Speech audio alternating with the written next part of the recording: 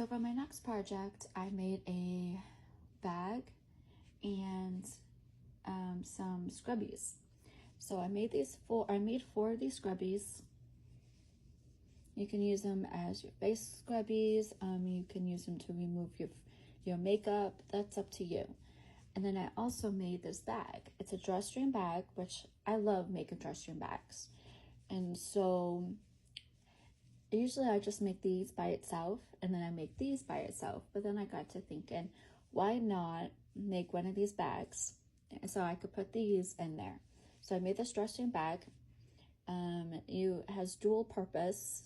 You can actually just use it as a bag, and I made the drawstring.